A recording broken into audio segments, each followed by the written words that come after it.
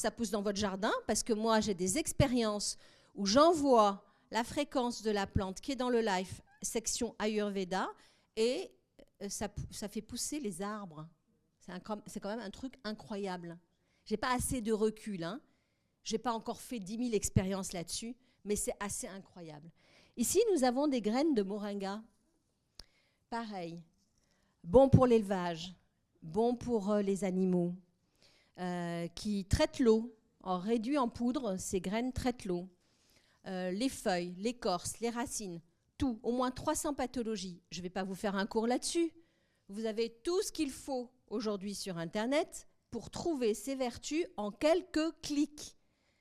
Moringa pour les animaux, moringa pour les végétaux, moringa pour la reforestation, moringa pour faire pousser les aubergines, moringa pour les 300 pathologies du corps humain, à minima.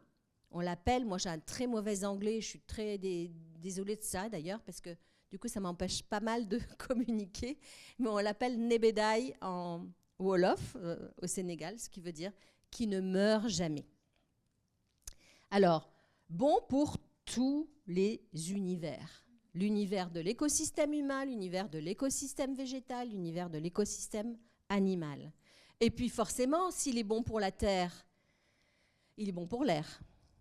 D'accord ? J'ai quelques scientifiques qui vont peut-être me contredire tout à l'heure. Moi, en plus, ce qu'il y a de bien, c'est que je ne suis pas scientifique. Et j'ai réussi plein de choses sans. Et alors, quand on travaille avec des scientifiques, ça donne des choses extraordinaires parce que, du coup, c'est des rencontres d'esprits ouverts qui peuvent vraiment changer les choses dans le fond.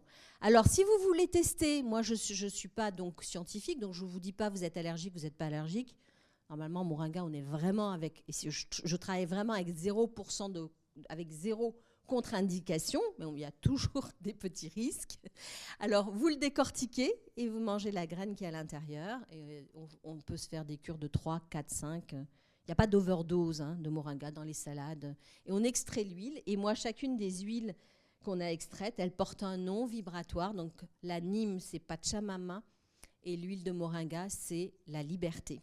Je l'ai appelée la liberté parce que avec le moringa, on peut vraiment aller partout. Donc, vous pourrez goûter et sinon, vous pouvez en prendre pour planter parce que ça pousse.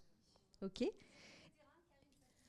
Alors, ça reste quelque chose qui pousse sur les sols africains, mais on l'appelle quand même l'arbre qui ne meurt jamais. Donc, ça veut aussi dire qu'il ne faut pas l'inonder d'eau. Hein. Bon, je ne pense pas que sous la neige, il résiste. Mais... Je veux dire, même quand on fait une petite bouture comme ça et qu'elle meurt, un jour ou l'autre, vous l'oubliez, elle est revenue.